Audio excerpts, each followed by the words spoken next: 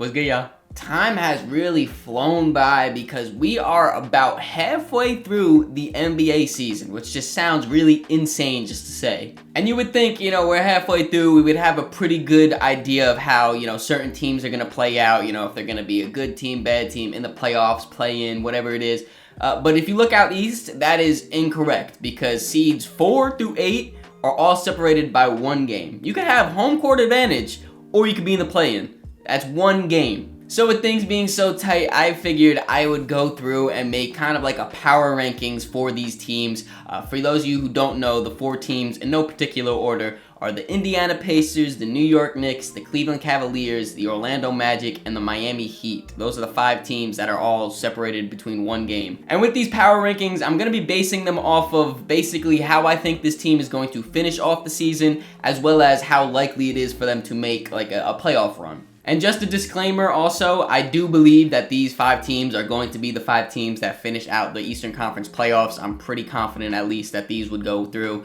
So if I rank your team last or second or last or whatever, don't get too upset because you're still a good team. You're still a playoff team in my eyes. I'm going to start off with the worst team of the group and then work our way up. So coming in at number 5 is the Cleveland Cavaliers. The Cavs are probably the weirdest team in this group because their top 4 players have all missed significant time. Of course, in the beginning of the season, Jared Allen wasn't ready to play.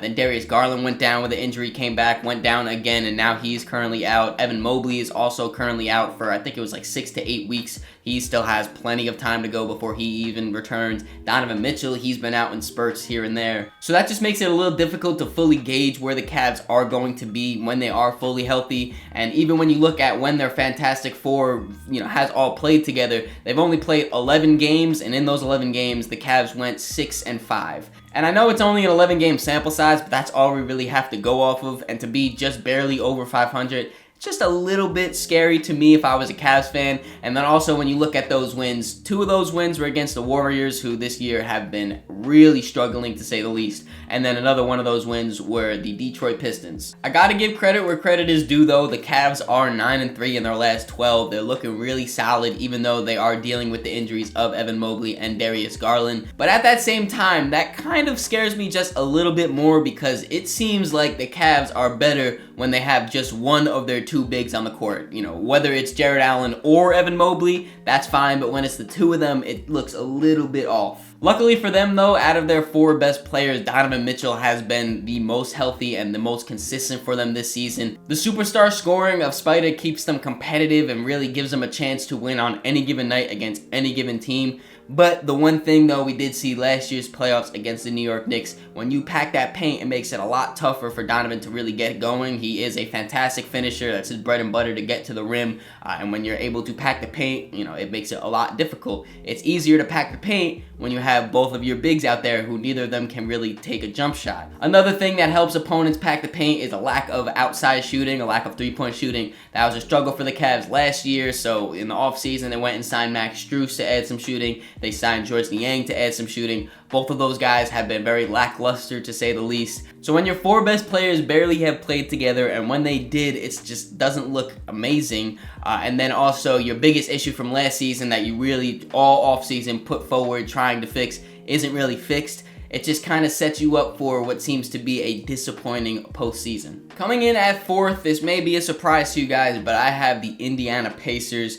Part of this is because it is so tight and Tyrese Halliburton has gone down with the injury. He's expected to be reevaluated in 2 weeks. I expect the Pacers to fall a little bit. Tyrese has such a big burden for, getting basically all of the offense ready for the Indiana Pacers that losing him, it's going to be very rough to win these games and keep that offense going. Don't get me wrong, TJ McConnell has been hooping his ass off all season. Anytime I'm watching the Pacers, I feel like I see TJ McConnell playing amazing basketball. So, maybe he can step up and help them a little bit, but to ask TJ McConnell to give you Tyrese Halliburton's production, you're setting yourself up for failure. The Pacers do have the best offense in the league though. They're super high paced. They love to get out and run, shoot at will. They don't see a shot that they don't want to take, they get to the rim, they do it all on offense, really. But I do think this team is eerily similar to the Sacramento Kings of last season. You know, they're built to be a great regular season team, but when it gets to the playoffs, things just get a little bit iffy. You know, it's a proven, known thing that every year in the playoffs, offenses take a step back. It slows down a little bit. You know, teams are keening in more towards each little parts of your offense to exploit them. And in turn, that makes it so defense is all the more important. And the Pacers, they're all offense and damn near no defense. They really have struggled all season stopping anyone. And I just think their lack of defensive personnel is going to be a pretty big flaw when it comes to playoff time. And not only their defensive personnel, because they do have some decent defenders, you know, like Bruce Brown, he is a good defender. Benedict Mathurin has been pretty decent this season. But they have no real size as defenders. You know, Aaron Nesmith, I forgot to mention him. Shout out to him. He's been great all season. But when it comes to, you know, guarding a Giannis or a Jason Tatum or those bigger wings that they're going to have to face going through the East, they really have no one to put on. And that pretty seamlessly flows into the team that's coming into third, and that is the Orlando Magic.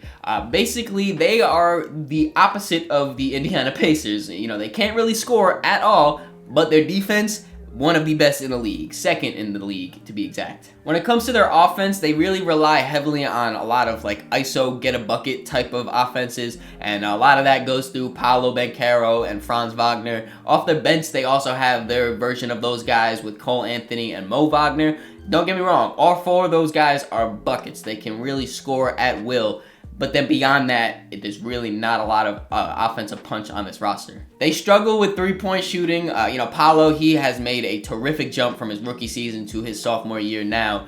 He's become a very capable three-point shooter. Jalen Suggs also has improved his three-point shooting a lot. They even started giving Caleb Houston some more minutes here and there. I even started him a few times to really try to get some more spacing in this lineup to make things easier for Paolo and Franz. But, you know, still, they really don't have a lot. And like I mentioned with the Pacers, and pretty much the only reason I have them above the Pacers is the fact that defense travels into the playoffs a lot easier than offense. And the Orlando Magic defense has been fantastic this season. A big part of that comes from the fact that they just have size and length at literally all 5 positions. Besides Cole Anthony, who's 6'2", coming off their bench, every single other person in their rotation is 6'5" or taller. They all have super long arms. They all get into the passing lanes, force these turnovers, which in turn makes their offense a little bit easier, you know, get out in transition and everything. But their defense is just so disruptive against all the teams in the league. Now, coming in at number 2, I have the Miami Heat.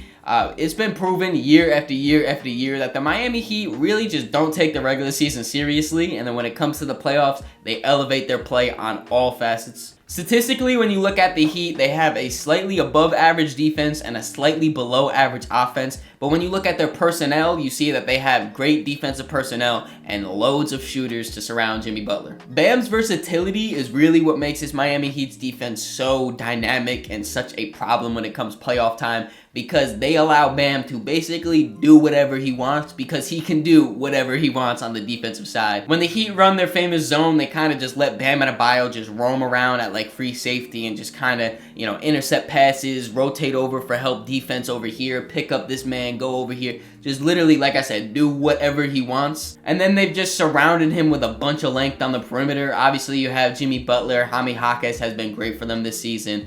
Duncan Robinson at 6'7". They have Hayward Highsmith when he gets his minutes.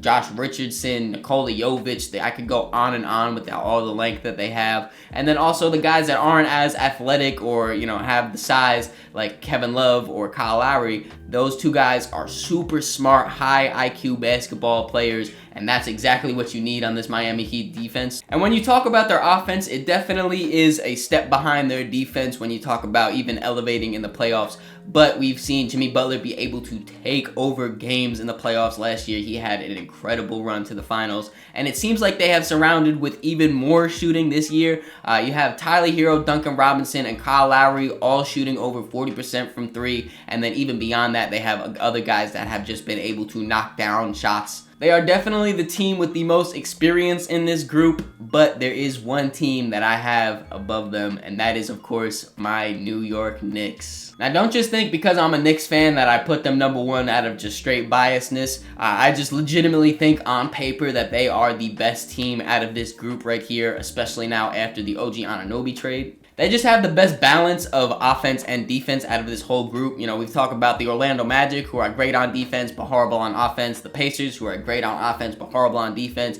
You know, the Heat are somewhere in the middle on both of those. Same thing with the Cavs. They lean a little bit more towards defense, but still, you know, about the middle for both of them. When you look at the Knicks, though, they have a top 10 offense and about a league average defense. When it comes to the Knicks offense, they rely heavily on Julius Randle and Jalen Brunson to create their offense for themselves, but also then for the rest of the team as well, and both of them have been excelling at it incredibly this year. In spite of his absolutely horrendous start, Julius Randle is shooting the highest field goal percentage he has as a New York Knick, and Jalen Brunson, he is shooting a career high from three-point percentage. They both are just operating in the offense fluently. A lot of the times how it will go is either of them will have the ball, they'll drive to the basket and then either score, or if the help comes or they get stopped or whatever, kick it out to the open shooter. And when it comes to shooters, the Knicks have that. Dante DiVincenzo is, by percentage wise, one of the best three-point shooters in the league this season. Quentin Grimes has been great for them. Also, Miles McBride, since getting extended minutes after the trade, he has been shooting lights out. And then when it comes to defense, obviously they're coached by Tom Thibodeau, who is a defensive-minded coach. But when you look at just personnel too, besides Julius Randle and Jalen Brunson, they have everyone else on their team above average to great defenders. Obviously all on different, rates of that scale, but all of them are at least above average. I would say their main weakness right now is size / backup center right now. Mitchell Robinson obviously went down with his ankle injury earlier in the season, but it is expected that he is coming back towards the end of the season. And if he comes back even a fraction of the player he was earlier in this season, this New York Knicks team could be pretty scary. Let me know how you guys would rank these teams down in the comments below. I'm really interested. Like I said, just because I had your team lower or higher or whatever it is, it doesn't mean too much. Take it with a grain of salt because I do think all of these teams are going to be making the playoffs regardless. Hope you guys enjoyed this video. If you did, make sure you leave it a like, subscribe so you don't miss the next one. In the description, there's links to all my social medias, so make sure you follow me on all those to keep up to date with me. Catch y'all.